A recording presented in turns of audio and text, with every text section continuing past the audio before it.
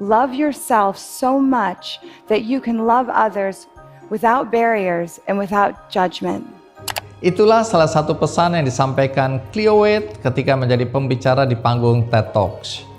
Menurutnya, kita harus mencintai diri kita sendiri dulu dengan utuh agar kita punya cukup cinta untuk diberikan kepada orang lain tanpa prasangka.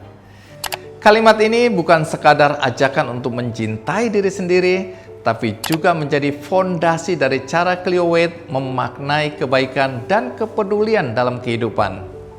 Ketika kita mampu berdamai dengan diri sendiri, kita pun lebih mampu melihat dengan empati dan memahami sesama tanpa terburu-buru menghakimi.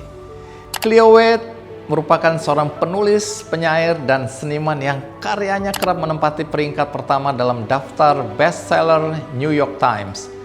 Dia dikenal luas karena banyak mengangkat tema harapan, ketangguhan, dan kekuatan besar dari cinta.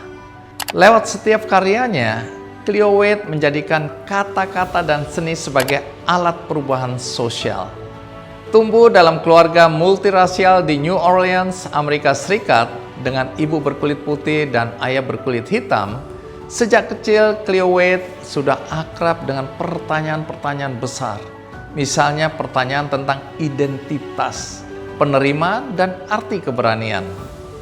Pengalaman-pengalaman inilah yang kemudian membentuk keyakinannya bahwa perubahan sosial selalu berawal dari dalam diri sendiri dan dari kemauan untuk peduli sekecil apapun wujudnya. Menurutnya, ketika dunia menghadapkan kita dengan pertanyaan atau persoalan-persoalan besar, kita selalu punya dua pilihan. Pertama, menganggap persoalan itu terlalu besar dan kita merasa tidak mampu menanganinya. Kedua, melakukan tindakan kecil sesuai dengan kemampuan kita.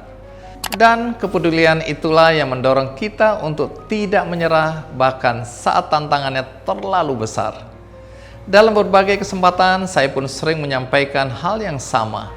Memulai sesuatu tidak harus dengan langkah besar. Banyak orang bermimpi ingin melakukan perubahan besar dalam hidupnya. Tapi karena begitu besarnya, mereka jadi bingung mau memulai dari mana. Mereka merasa belum cukup siap, belum cukup punya kemampuan, hingga akhirnya mereka tidak pernah memulai sama sekali. Padahal, sebagaimana yang juga diyakini Cleo Wade, perubahan selalu dimulai dari diri sendiri dan dari satu langkah kecil.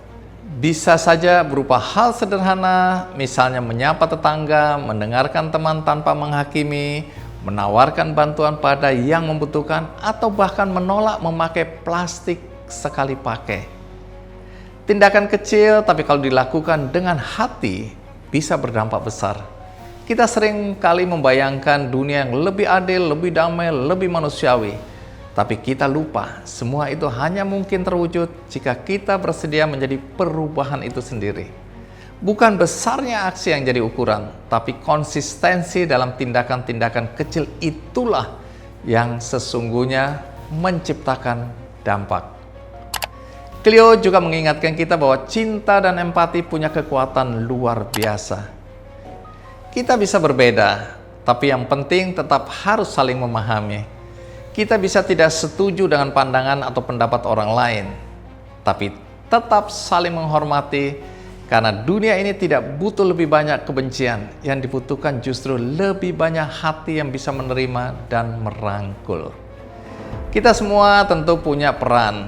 Dunia ini tidak hanya berubah oleh mereka yang berdiri di panggung besar atau masuk dalam sejarah, tapi juga oleh orang-orang biasa seperti Anda dan saya, yang memilih untuk peduli, yang memilih untuk hadir, yang mau mendengar, yang mau membantu tanpa pamrih.